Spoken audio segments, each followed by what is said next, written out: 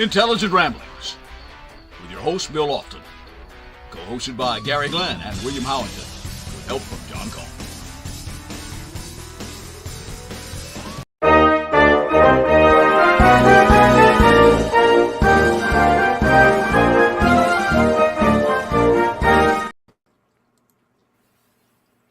Well, it's a special election day episode here on Intelligent Ramblings, and as you can tell from the smile or smirk, whichever way you want to interpret it, Donald J. Trump. We got him for another 4 years, an old white guy. And I know there's a lot of people out there that are excited about this, and I can think of one in particular on our show that's on our show. about it. Yeah, very excited about this. But Congratulations, William. yes, congratulations, William. Congratulations to Mr. President Trump elect. You know, I've talked with my wife about it, and you know what? We're gonna give him a chance. Personally, I don't like him. That's cut and dry. But as president, I have to give some kind of respect to him. You got to realize that Trump's been campaigning for the last 8 years. And 10. 10 years. He's been campaigning. And Kamala was in the race for about 3 months. So maybe that had something to do with it. I think last night at about, I guess it was about 7 o'clock, 8 o'clock, I don't know. It was real early, I remember that. And we were preparing to watch the returns and whatnot for a while and see what happened. And I was pretty confident going in that Kamala would do it. Not that that's my first choice by any means, and not that I'm not going to say who I voted for, but we all know. But, I was pretty confident. And then I heard one of the reporters give out one of their, how they do, how the white guys over 35, between 35 and 45 kind of statistics. Well, they gave out the statistic about the independents. And it showed that Trump had 56% of the independents in a certain situation. I don't know if it was a state or a county or what, but it was Trump took the independents last night. And speaking as an independent, if I had a choice between Kamala and Kamala, I never will say her name right, but if I had a choice, I would have voted for Nikki Haley. That was my choice. And she got wiped out by the Big Don. And seeing the fact that I didn't like him, I didn't vote for him. But nonetheless, I think that was it. I think the thing that really got him and what really got my attention of all the commercials that we saw a lot. Yeah, I have to admit to that. But the main commercial that got my attention was about that sex offender in prison getting his sex change, and she was supporting that. Now, anybody that can support that, I have a real hard time supporting them. I mean, that one thing, that would be enough for me. Hey, I've got a note about that, but let's talk about it later. Okay. So you can finish your thought. Please excuse me. That would be one thing that got my attention and it really bothered me. And I did, John. I looked it up. I researched it. And she actually did say that. But we'll get to it later. But I think that in a combination of 8 to 10 years of campaigning versus 3 months, I think the fact that the Republican Party got their shit together. I don't know what they did between the last couple of elections when they've been in chaos, and now they've won the Senate and a good chance they'll win the House of Representatives as well.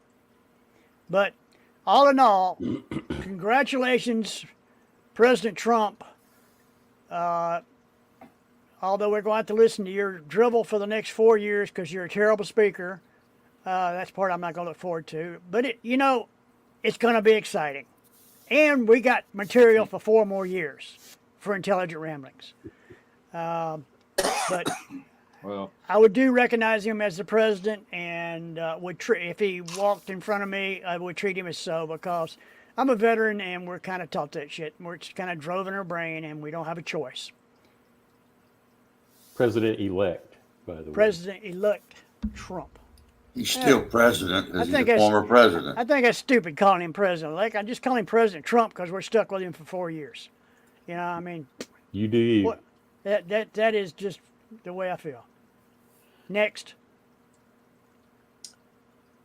well, I think a number of factors were involved in this. One is, as I was told today, candidates matter. A friend of mine told me that. He was a big Trump supporter, but he said candidates matter. Otherwise, you got Georgia. That's a pretty red state, quite frankly, but we have 2 Democratic U.S. senators because the Republicans couldn't mount a decent candidate. And you had Ms. Harris, who was the sitting vice president, but had not been vetted in any primary.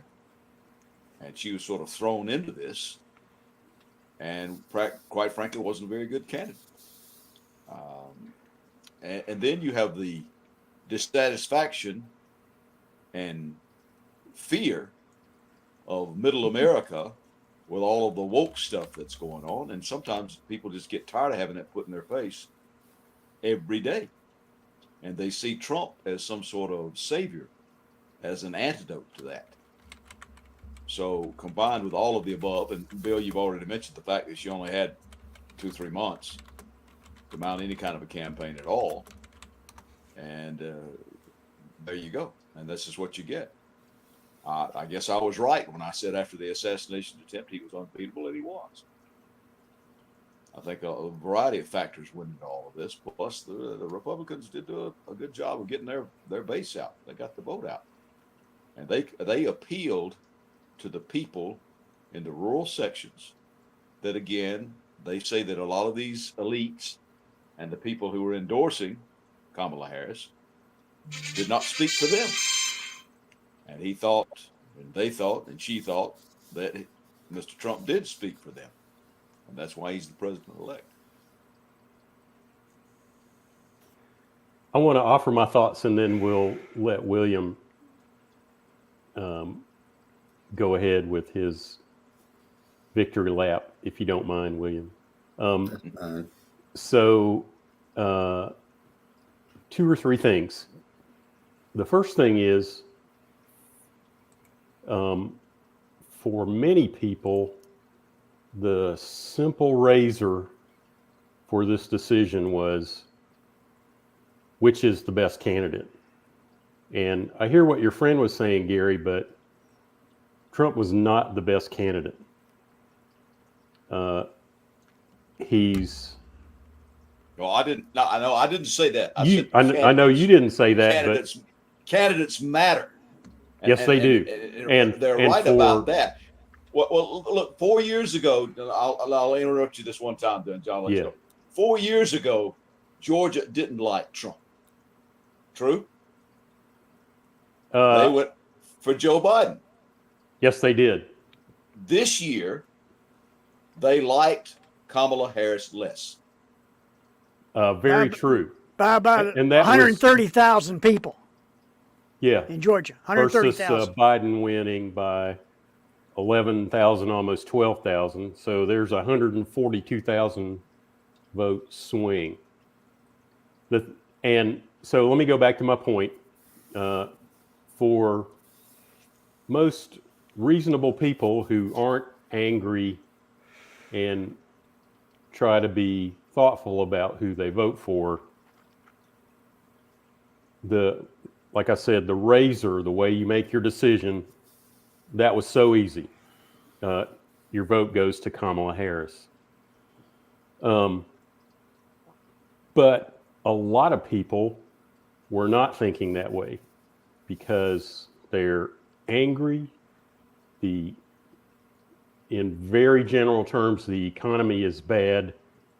Specifically, when people say that, inflation is bad. And yes, some Well, prices are still high, but it matters. John, I agree with you 100% in the fact that she could not shake Biden off of her. She couldn't Yeah. shake Biden off of her. So there's the economy and the Biden baggage and racism and sexism. She's a person of color and she's a woman, and she lost votes because of that. And if you don't think that's a real thing, got news for you. She would tell you the same thing, I'm willing to bet. So there's my thoughts about how it turned out the way it turned out. Nationally, Trump actually got fewer votes in this election than he did in 2020 when Joe Biden ran. Harris got significantly fewer votes than Biden did in 2020. So it's not really about, Trump didn't do as well as he did in 2020, but Harris did much less good, much less well than Biden did in 2020. Well, they were talking in the counties in Pennsylvania, and she fell behind where Biden was in most of the counties, even the hardcore liberal counties. She was behind Biden's marks the whole time. I knew when they started counting down at Pennsylvania, it was done. And Yeah, when she lost Georgia, it was done. that's when I went to bed. When she lost North Carolina, It didn't look good. it didn't look good. But then Georgia, it was like, oh hell, she's toast. And then when they started picking apart Pennsylvania, saying, you know, she's not keeping the level that Biden had, I knew she was done. And One she last should've- thing, really quick.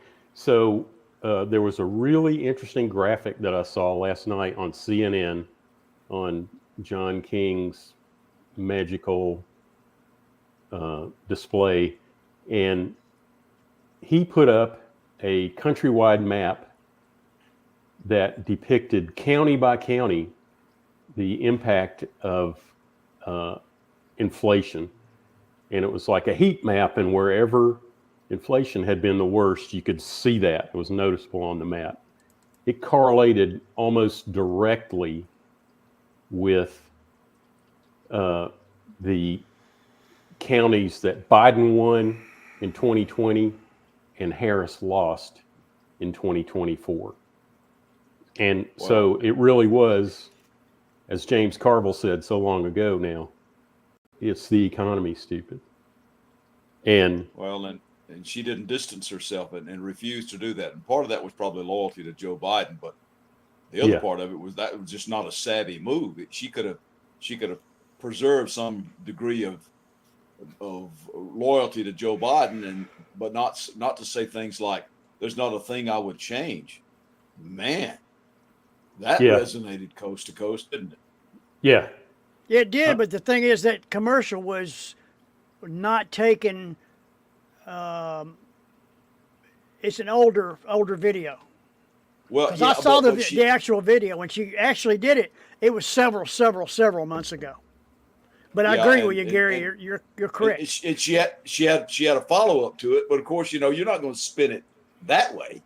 yeah, You know, but what she should have said from the get go is, well, there are a number of points that I would have done a little bit differently from President Biden, and then jumped into that. Not to say there's not a thing I would change. That's hard to walk back from right there. hmm William, Well, Trump got, pardon me, 72 million votes. I don't know how many he got in 2020, but 72 million is a lot of votes. it is. Kamala only got 67 million, which is a wide margin, I think. And if Nevada and Arizona will hurry up and get their votes in, he'll have over 300 electoral votes. Go back to Kamala. I skipped over Kamala that. didn't present herself as anything new. I think the American people were tired of the Democratic BS. All this trying to jail Trump, the lack of border security, the economy, all kind of things that the Democrats didn't do or did do they shouldn't have done. Weak on foreign policy. William, We I have don't- to agree with you on the border policy. I thought it was handled very poorly. It was just Well, they didn't make a big deal out of the fact that they tried to do something about the border, and Mr. Trump didn't want them to have any kind of a victory, so he told everybody to shut it down. yeah. That was really never played up as much as it probably should have been. But Yeah. that's a strategic error right there. Yeah. As we all have said, there are a number of things that weighed in on this, and I thought, William, your point's well taken. They were dissatisfied. One of the reasons Barack Obama swept in like he did is people were dissatisfied with the other stuff. Well, I think Melissa quotes her correctly. There's nothing that comes to mind. Trump change will anything. do something about the border. It won't be the first thing that he does, but it'll be one of the first things he does. I think the first thing he does is going to try to settle these wars. He's already talked to Netanyahu about the Israeli situation in Iran, and I don't know that it's going to lead to blows with Iran, but it might, just to keep that from happening. But I think he's got his first month pretty well mapped out what he's going to do. And don't be surprised if we don't have a pipeline from Canada with oil to keep us from being dependent on Saudi Arabia and other oil producing countries in the Middle East. The only problem with that, William, is the fact that our oil coffers are full. Yeah, we got Well, plenty we'll of have oil. n- We're a we net don't- exporter of petroleum. We don't import. We import less than we export. We're making so much oil that we can sell what we got left over. Why is gas prices so high then? I mean, Greed. why have they come down by $2 in the last 5 months? I don't know. Yeah, that was because they were trying to get Kamala elected. They deliberately lowered the price. Wait, these are the same oil companies that are supposedly lining up behind Trump so they can drill, baby, drill. I'm confused. I'm not following. Well, it was a coincidence that the prices just seemed to drop as soon as Kamala became a candidate. I don't know if that's Well, You know, you have to believe look in at why the coincidences or prices not. went up to begin with. It's because Russia invaded Ukraine, cut off natural gas to Europe, and introduced a lot of uncertainty in the petroleum markets. And they gradually worked through that, worked their way around Russia. And so the oil started flowing more reliably, as usual, and demand has gone down somewhat. So I would say that's probably why gas prices have come down. Well, we saw that back during the pandemic when everybody was working from home, right? Yep. Gas prices went down because you We're can't down. drink that stuff. You got to sell it at some price. Well, Anyway, you know, so, it, yeah, I mean, it happened several years ago when it went up to $4 a gallon, and people said, "Hell with that! I'm not paying $4 a gallon. I just won't go visit Grandma this weekend. Yeah. You know, I'll sit at my little ass at the house and not do it." And the American public said, "Not gonna happen." It went back down quick. It's the word, William, that you're looking for as far as the petroleum companies or like the insurance companies. It's called greed. They're greedy bastards. That's what the problem with them is. The petroleum companies, insurance companies, All those big people with those big skyscrapers up there in New York with their damn name of half a city block on it, they're greedy. They want more money. I mean, that is their aim in life, is to make more money. They don't give a shit about us, the working man. They give a shit about their bottom dollar. They want to be driving around in their damn super damn BMWs and whatnot with tinted glass and bulletproof glass and shit. That's what that's all about. You want to watch a good show that's I've been watching. It's called Succession. If you want to know how they live, this is really good. And I'm thinking that it's a kind of a playoff on the Murdochs, because these people own the conservative network. So, and it just sounds like the Murdochs to me. That's right, am I right? Murdoch owns Fox. Yeah, Rupert Murdoch. Yeah. Yeah. Well, yes. But that's just about greed. But there's a sad Kamala, and right here is the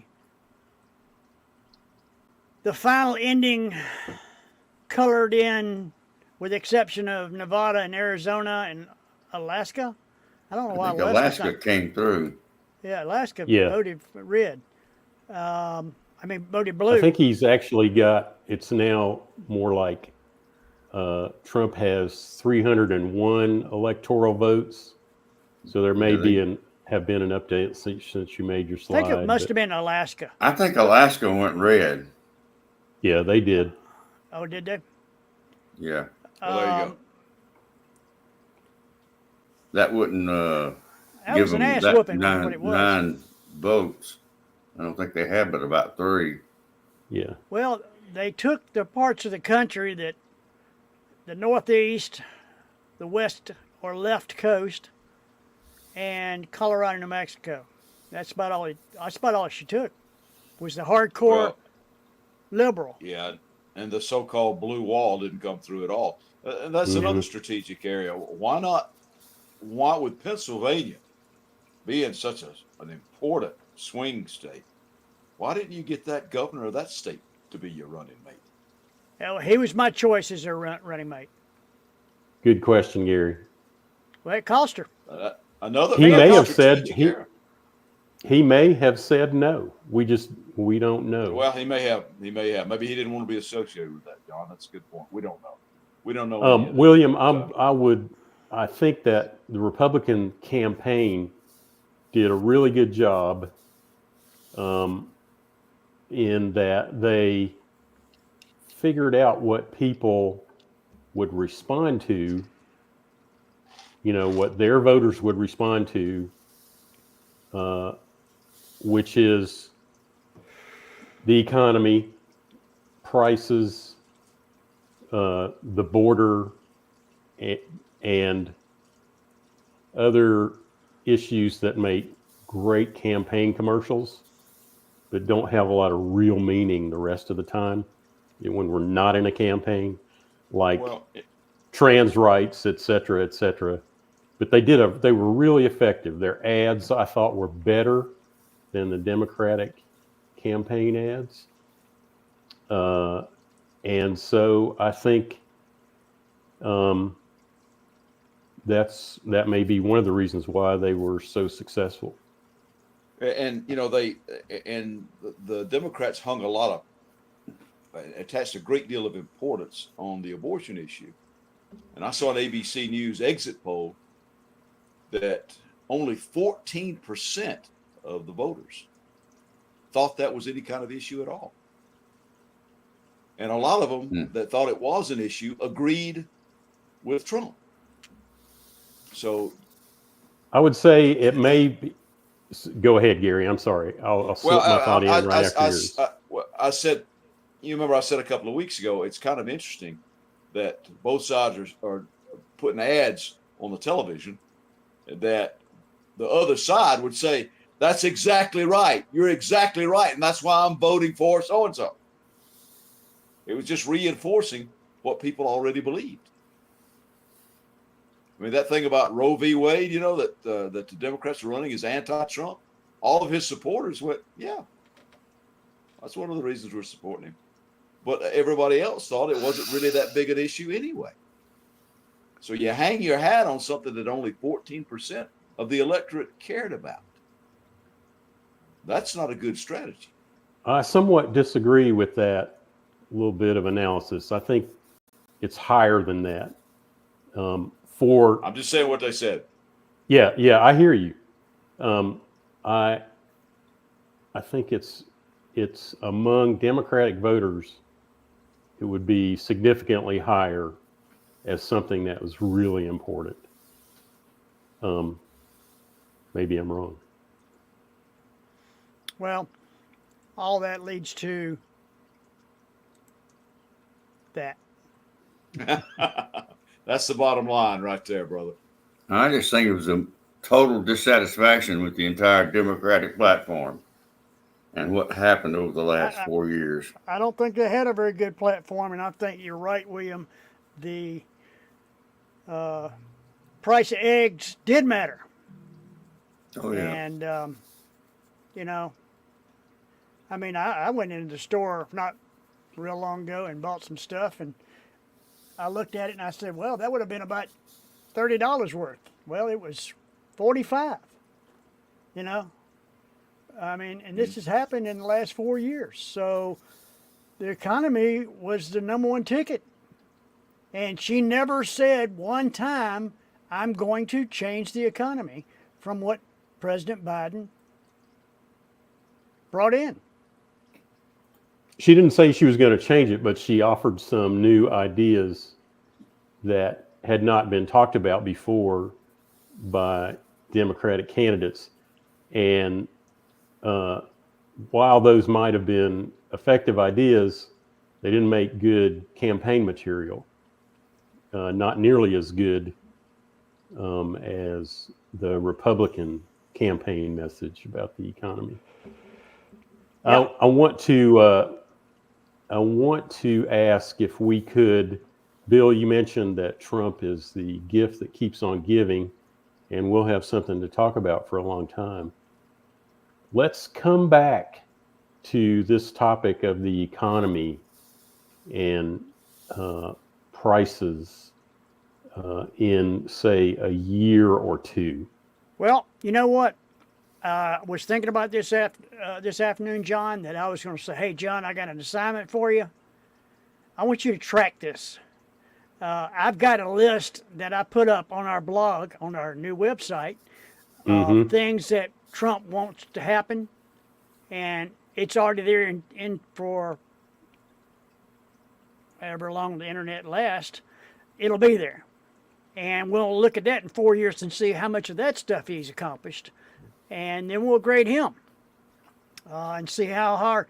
But John is our statistician, so we're going to count on you for having what the economy is doing now, et cetera, et cetera, et cetera, and what it's like, let's say, a year from now.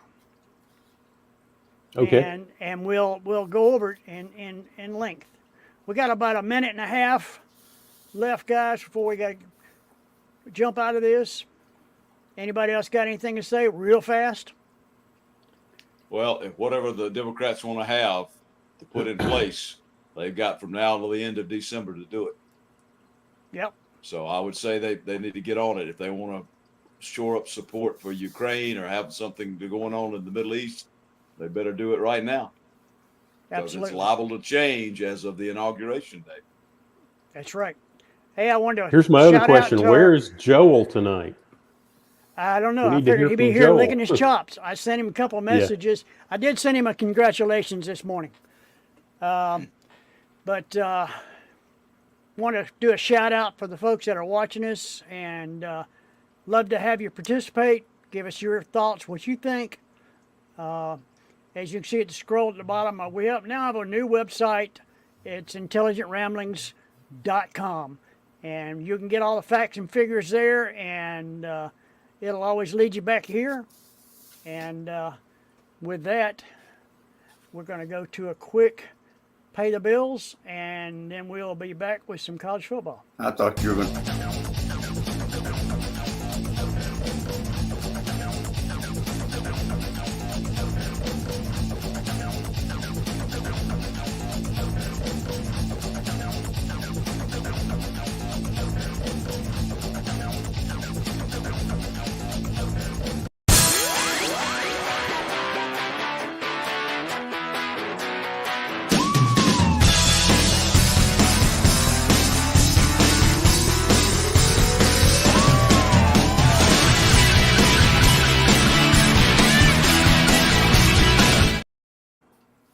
Oh, Mr. Hansom's still there.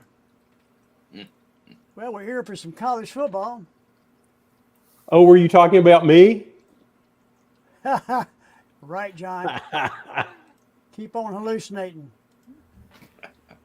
Well, I don't think we had any big upsets, did we? We have any upsets last week? Well, Clemson Clemson. got thrashed by Louisville at Clemson at Tiger Stadium. Yeah. What the hell was that all about? Yeah, that was a big one. The other thing, two things happened. So we all went with Iowa State, Texas Tech at Iowa State, and Iowa State lost.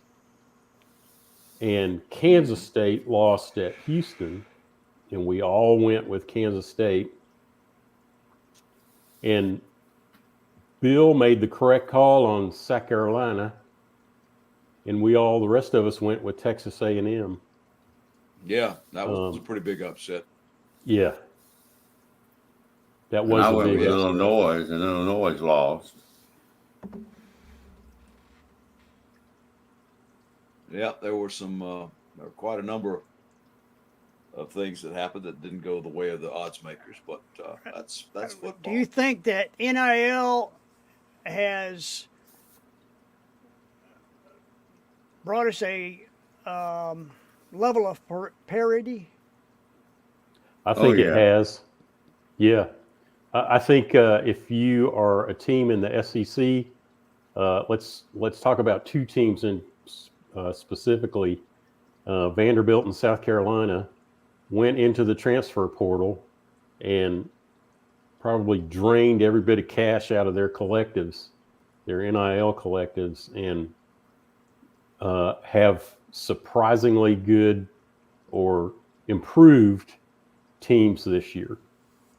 And it shows up on the scoreboard, like Vanderbilt beats Alabama. South Carolina beats Texas A&M. And it just shows up in places like that. So I think there is more parity because of NIL. It's also, the bad part is it's going to quickly turn into the haves and have-nots. Like the Georgias, the Alabamas, the premier schools who have a lot of resources, they're going to come to dominate the portals and just, outspend the smaller schools with less resources. Yeah, unless the smaller schools can find themselves a sugar daddy alumnus that help keep up the pace, but maybe not. Well, I think you just got parity regardless of that NIL. Northern Illinois beating Notre Dame and then them losing about 4 or 5 games after that. Vanderbilt, of course, I don't know how much they got out of the transfer portal, but they certainly have created a parity situation here in the SEC. And South Carolina, like you said. Their quarterback came in through the portal, and their offensive coordinator, I believe, came along with him. And one of their wide receivers came in through the portal. Yeah. Plus, you got people. I think we're already getting a little bit toward that before all the NIL stuff, because it was so easy now to transfer, and kids want to go somewhere where they can play. They're not content to sit on the bench for 2 or even 3 years. to get a shot at playing. They want to play now, because some of these have been, the big studs back at their high school, and they're not used to sitting on the bench. Yeah, thanks So now to that House versus NCAA, that whole business about having to sit out a year after you transfer is over and done with. If you transfer, so you can play. Boom! That just threw everything wide open now. Yeah. So, and really, if you're a football player, you want to play football. Well, I can know blame 'em? that, and that coupled with the fact that if you get playing time, then you might attract more of the NIL stuff. So it's one hand kind of washing the other here. Well, I mean, if I'd have had the size and whatever speed and whatever else to get a scholarship to go play football somewhere, and just say, for instance, University of Georgia offered me, and I knew I was going to be sitting on the bench for the next 2 years. Oh, hell yeah! Furman calls, I'd be gone, like in a heartbeat. I wouldn't. Well, not I don't- well, back in the day, Barry Bryant would sign people just to keep them from playing for Auburn. They Or might not somebody play a else. lick for Alabama. Yeah. So, but you can't do that now, and that part of it's pretty good, just to load up one team. They had almost unlimited scholarships. Of course, there were a lot of things that went around over and under the table back in those days. Nobody said much about it. Everybody just kind of snickered and said, "Yeah, there's old Bear. Yeah, we're gonna get out there and play a ball of football." Hey, let me jump really quick, if you don't mind, Bill, to Carson Beck's performance What? against. Let me jump really quick to Carson Beck's performance against Florida. I saw a really good analysis of what Why don't you hold that till we get to our second slide? we'll do. And why don't we start the slides? Maryland at Oregon. Oregon's got it going on. I mean, that guy's breaking records. Their quarterback, and they're number one team in the country, and they beat Ohio State. And Maryland's not that good. I don't know what their record is. Maryland is 4-4, and they're 1-4 in the Big Ten. Yeah, I wouldn't think want to the be Ducks- on Maryland's sideline at this game. They're going to put 60 on them, and they're playing them at Oregon, so they're going to have travel pains as well, All the way across the country. all the way across the country, and which is at minimum 3-hour, 4-hour flight, and it's just going to be, and it's going to be in Oregon Stadium with 10,000 Oregon fans or 80,000 Oregon fans and zero Quacking at 'em. Maryland. Yeah, and there won't be any Maryland people traveling. They don't travel, so this is going to be a slaughter, to say the least. I think we all picked Oregon, didn't we? We did. Yeah, I think Oregon's got bigger fish to fry than Maryland. They're looking to go all the way. Yep. All right, John, how about giving us a synopsis on Carson Beck's Okay. stats? So I saw a really good analysis, like I was saying, of Georgia's offense and Carson Beck in particular for the Florida game. And he's still, as Kirby Smart noted in his press conferences this week, he's still pushing, he's pressing. He won't, sometimes if you go through your progression, and speaking like I'm a quarterback and know what I'm talking about, which I don't, but he goes through his progression, nothing there. Instead of like dumping it off or just scrambling and eating the ball and living to play another down, he forces it into coverage and comes out of it with 3 interceptions, and it's just not. And he didn't used to do that. That's right. He was better at this last year than he was this year. And Well, I think pressing is a good term. He's trying to make things happen. Maybe make that draft stock go up a little bit. And I don't know if it's saying about that or not. I think he's just trying too hard. I agree with William. I think there's something else there though, Gary. Like he's thinking my offensive line's not as good as it was last year. He looks nervous. Just from looking at body language, he looks like he's afraid to get hit. And he's jumpy. And there were a couple of passes where he had, instead of being aligned with the field, he was wide open, sideline to sideline, kind of throwing, with half of the rotation that he should have and 50% of the accuracy that comes from like lining up on your target. And I don't know what causes that, but he has some things to fix up. Just getting out of step. Just you're getting out of your. I can't think of the word I'm trying to think of. Rhythm. Yeah. There's a rhythm to the drop back and the progression, and it's just out of sync right now. He's also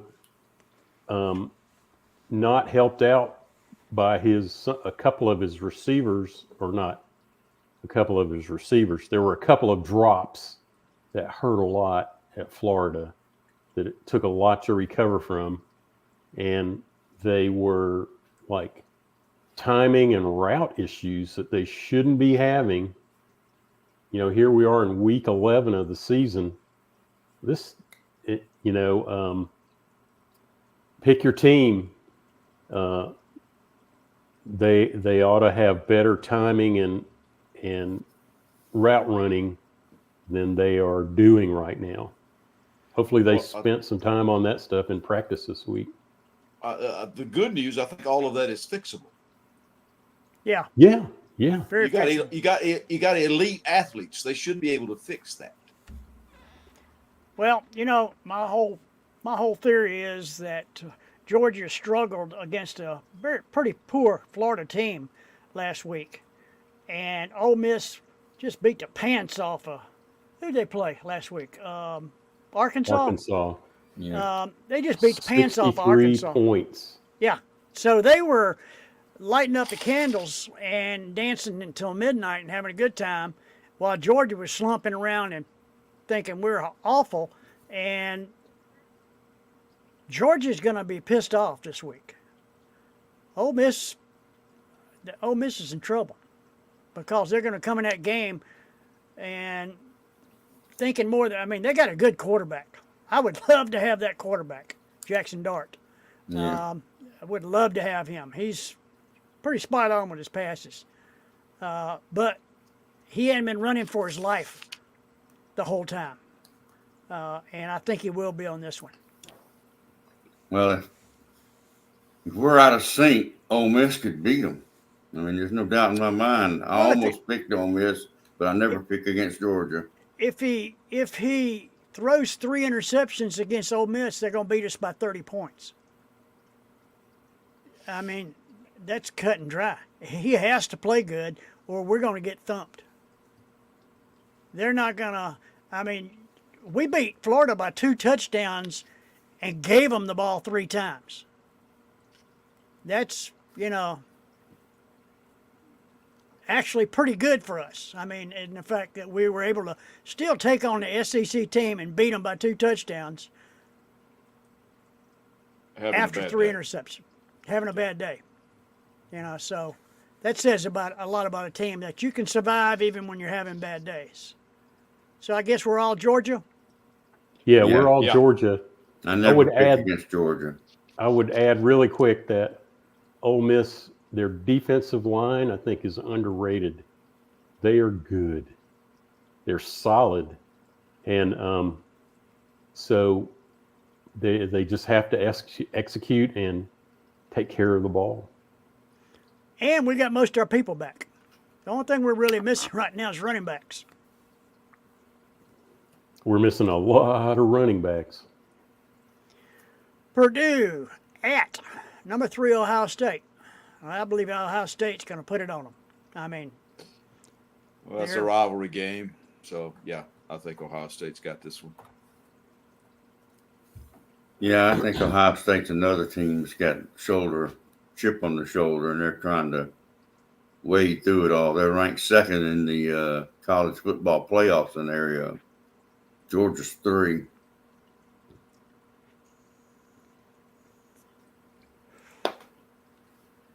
Miami at Georgia Tech, our favorite bug to swat. I think Tech's had a pretty good season so far. I mean, they're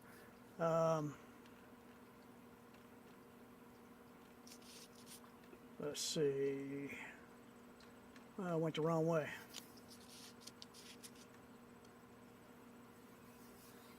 Yeah, they've had a pretty good season. They're middle of the pack in the ACC. They're 5-4, which for Tech's a good season, and they're 3-3 in the conference. Miami has got probably the top 1 or 2 quarterbacks in the country, and I don't think Tech can stay with them. Is Tech's quarterback still hurt? Not sure. I'm not sure either. I But- think he is, Bill. They're a different team without him. I mean, absolutely. They have struggled without him, and they will continue to do so. Yeah, he's still hurt. Miami. Yeah, I for think me. everybody picked Miami, didn't Yeah. Yep. Yes, we did.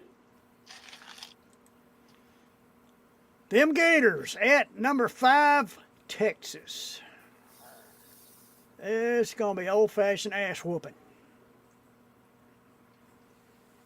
I think that Florida's not very good.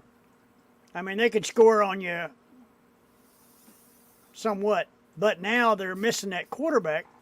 They're on their number 3 quarterback, and we saw the difference in them last week when their number 1 quarterback got hurt, and I guarantee you he won't be playing this week.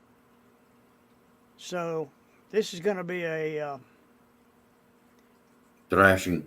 yeah, absolutely. Agreed. Yeah. Same for me. I've got Texas. So far, the first 5 picks, we're all the same. Washington at Penn State. Now, if this is at Washington, I'd still pick Penn State, but they're at Penn State, so I pick them twice. Plus, They probably got a little something to go after getting beat last week. Yeah. Yeah, I I've don't got think Penn they'll State too. I think they want to remain, want to stay in the race. Well, I don't think they're going to lose 2 in a row. Put it that way. No. And Washington has lost 4, so I don't think this will be much. I don't think it'll be a very high-scoring game because I don't think Penn State scores a lot, but I think they'll wear them down. They just don't have the athletes that Penn State has. Welcome to the Big Ten, Washington. Played national championship last year, and this year they're 5-4. Well, the other team that played for the national championship's not all that great either. No.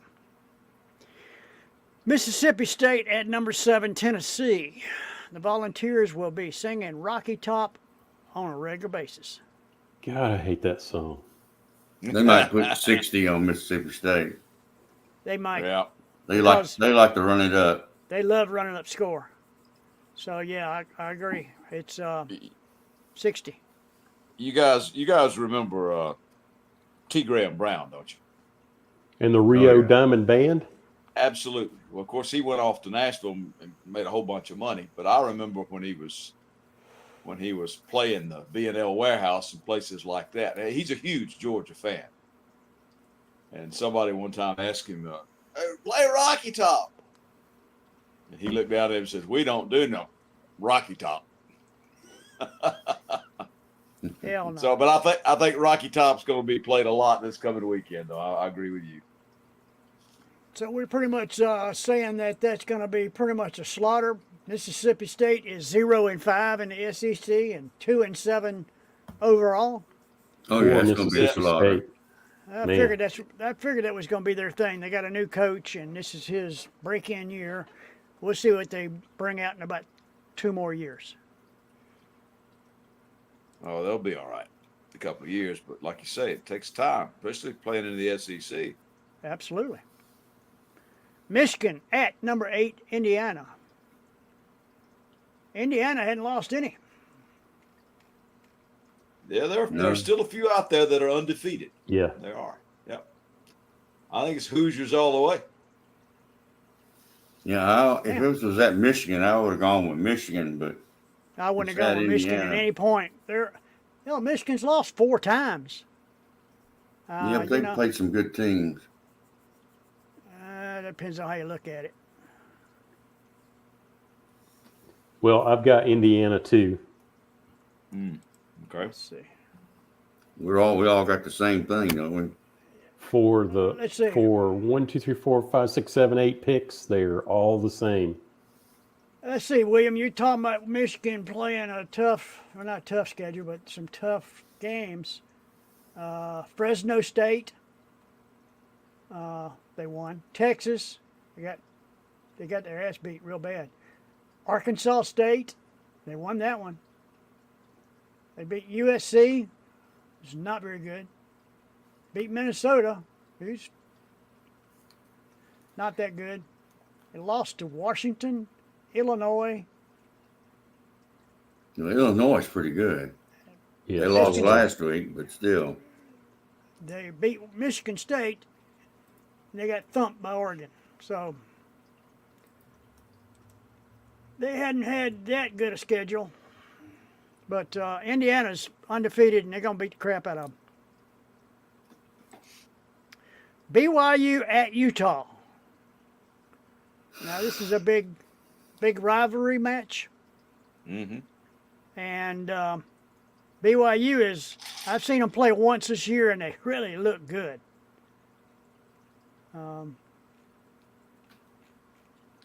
They always air it out.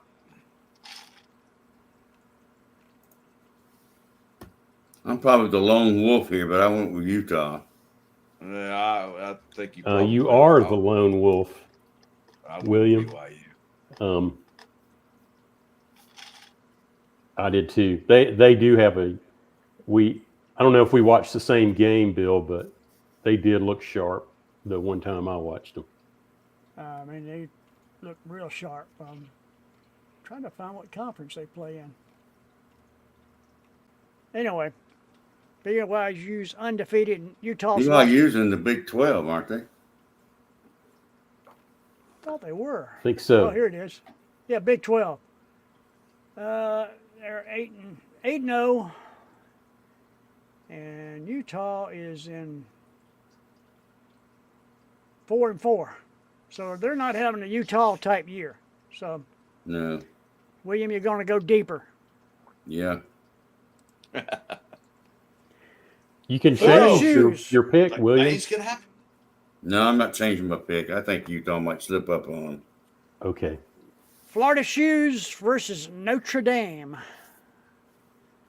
The number 10 team in the country against a team that's 1-1. And they were Yeah. both- And I think I'm going to go with the Irish in this one. I think we're all going with Notre Dame. the only team that FSU's beat is California, and they're the worst team in the ACC. Well, yes, we did all go with the Irish. The Irish it is. Alabama versus LSU.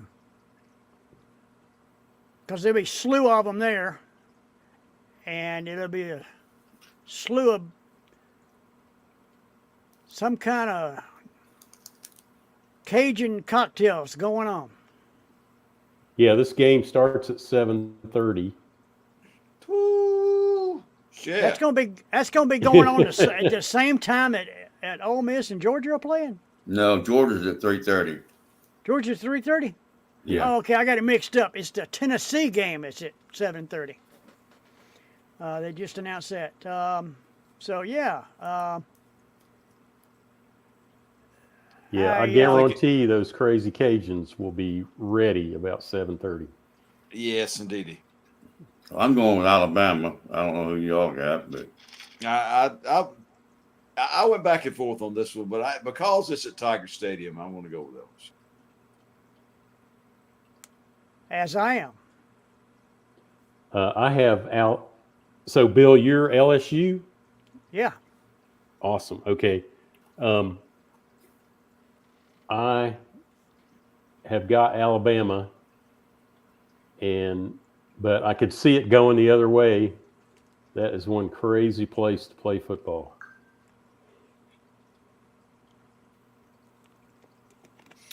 Well, John, you need to stick with that Alabama pick so we can have some differences. Well, John's picked Alabama before and came out on top with a pick like that. So. Yeah, he did, the traitor.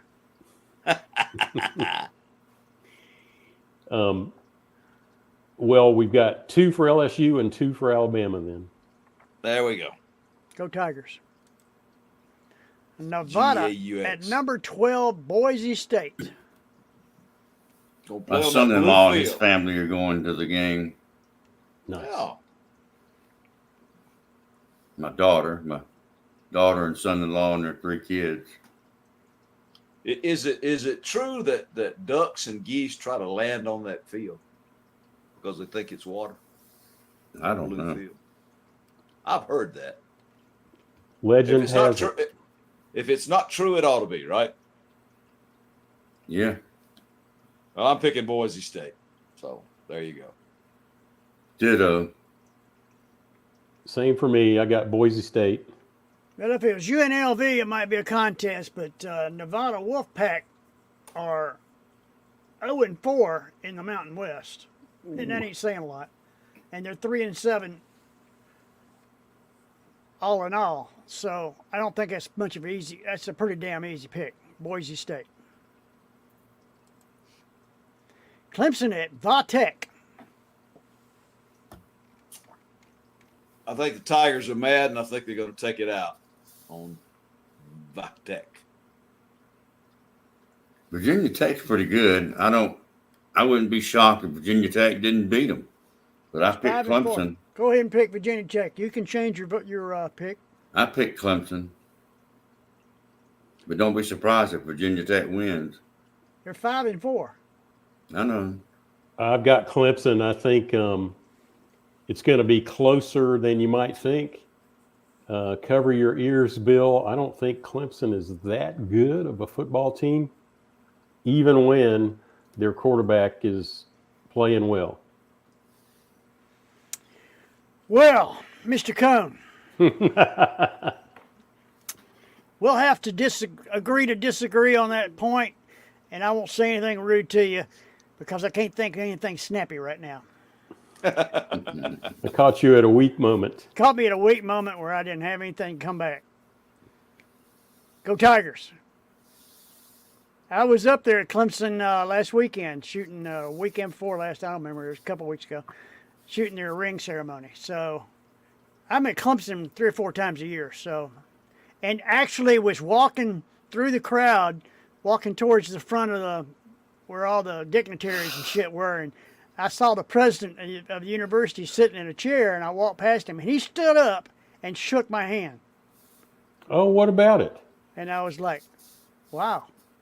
I was like, I wouldn't even fart if he was in 30 yards of me. I mean, he's that kind of guy. He's a really nice guy, and he just comes off as being a real nice guy. And just out of nowhere, he stood up and shook my hand. I've been to so many events up there, he's used to seeing me. The guy No, with, that's it. yeah, he's just used to seeing me up there shooting those events, and he knew that was a hard one. We had Familiar three face. events, the 3 ceremonies, and the smallest one was 750 students. In other words, I had a line, and they were calling them in 3-second intervals. I count between each name and give them an interval because it kind of gives me an idea how long this shit's going to take. And then I start figuring in my head, because when you're doing this, you just got to get your mind off of it and just keep shooting, because it's click 1,000, 2,000, 3,000, click 1,000, 2,000, 3,000, click, and you've got to get them. You got to get them cropped. You got to get them in fucking in focus, and you got your lights got to be right. So you've got to, and that's going through your head the whole time, and you're doing click 1,000, 2,000, 3,000, click. The smallest one was 750. The last one was 950. We were there for 12 hours. Wow. All right, on to other things. South Carolina Gamecocks at number 24 Vanderbilt. That sounds funny coming out of my mouth. 24 Vanderbilt. I think the Gamecocks are going to bring it all towards them, and I think Vanderbilt's going to at home, and I think they'll take them out. Well, I'm gonna go South Carolina this time. I think they showed a little something, and they know they're going to be playing at a hostile environment. They know they're going to be playing a pretty good team. I think they may be up for the challenge. I'm gonna go out on a limb on this, and I'm gonna pick the Gamecocks. How hostile is Vanderbilt? Oh, Bouvet, I think he threw a pass. I mean, that's what you're going to hear at a Vanderbilt game. But they're in Nashville. Maybe they'll find somebody.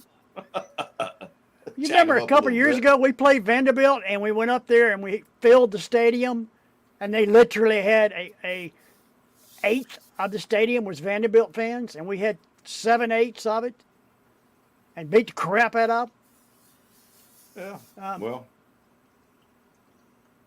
I picked South Carolina too. John? I have got Vanderbilt. Damn, I was wanting to pick one up on you too.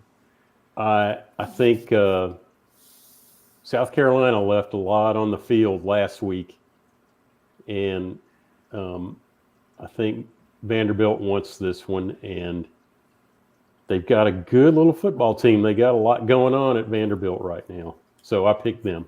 Well, Vanderbilt thinks this is our season to do some paybacks. It doesn't come around very often, not like this, where we can compete with anybody.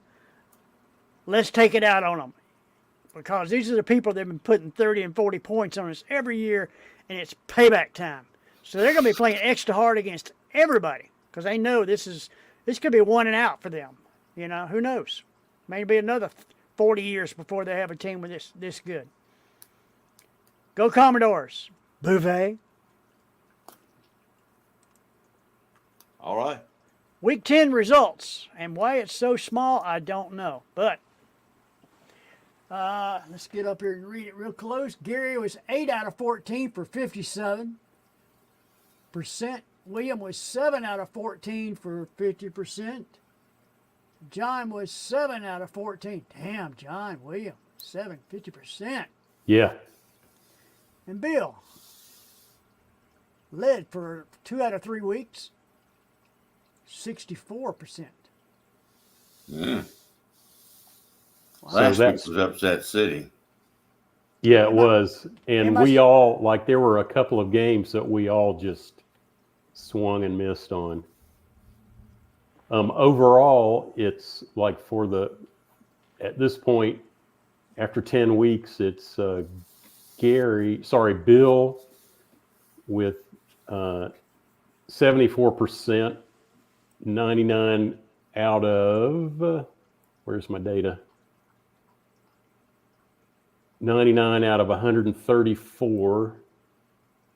Gary at 73% with 98 out of 134. Me at 72% with 97 out of 134, and then William at 68% with 91 out of 134. I was going to remark that my statistician didn't get me the chart in time this week, so I don't have it. But Damn, that statistician. But John read it off for us, so that's good enough. And I'm leading the pack. You'll never catch me. No, we got I'll Oh, pick- you I'll will pick never safe. catch you. You're, I'm gonna- We'll see. you're I'm gonna one pick safe. game ahead of Gary and 2 games ahead of me. I'll pick safe the rest of the way out. I'll say it like I said it in Facebook Messenger. Don't get cocky. Well, I don't know if y'all remember, but I remember that last year I won it all. I didn't forget that. If you want to, I can research that, and I'm sure somewhere I've got a copy of it. You've reminded us of that fact ad nauseum. Okay, Yes.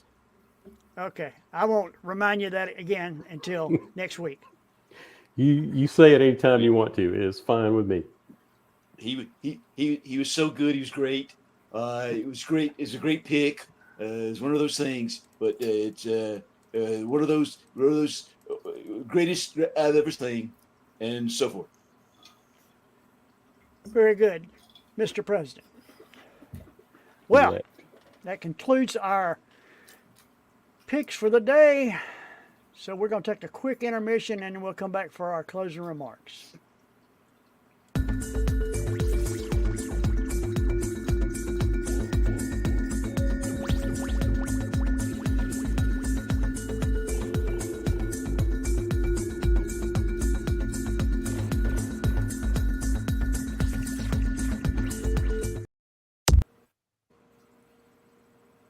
Well, I didn't get to play the closing remarks song. No.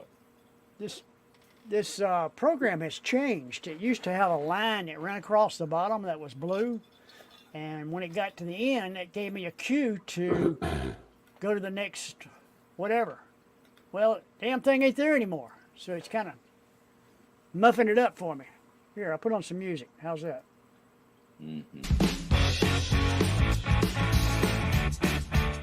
Okay. All right, here we are at our finishing remarks, folks, for the day. Thank you very much for folks showing up and listening to us ramble on for a good hour. We run over just a little bit today, but that's okay. And once again, congratulations to fixing to be President Pope, the Pope. Yeah, to be the Pope. President Trump. I don't think Yeah. he's going to be elected Pope anytime soon. He thinks he's going to be the Pope. Well, Maybe that's it. But who knows? I mean, We don't know what's going to happen the next 4 years. no. Gonna be No, interesting. It is. It's a Chinese curse that may you live in interesting times. I think we're there. I think we're there. We've been there. Well, we got our first wrestling match tomorrow night, boys. So wish my little boys and girls luck. We're going to go up to Cleveland, and I think there's maybe a 4-way meet up there with us involved at South Hall. So Awesome. we'll see. We'll see what we got. I'm Gary, looking what forward to is your- wrestle somebody beside themselves? Much love. What does your caption say? I can't see all of it. Praise the I Lord think it for the says- lack of. Praise the Lord that the political ads are over. Oh, thank you, Jesus. Amen. All right, guys. Great show. Hope y'all do terrible in your picks so I can increase my lead. I won't say that again. I'm lying. Red All right. Solo Cup. Who knows? All right. See y'all next week. All right, good night, everybody. Thank you. Good night.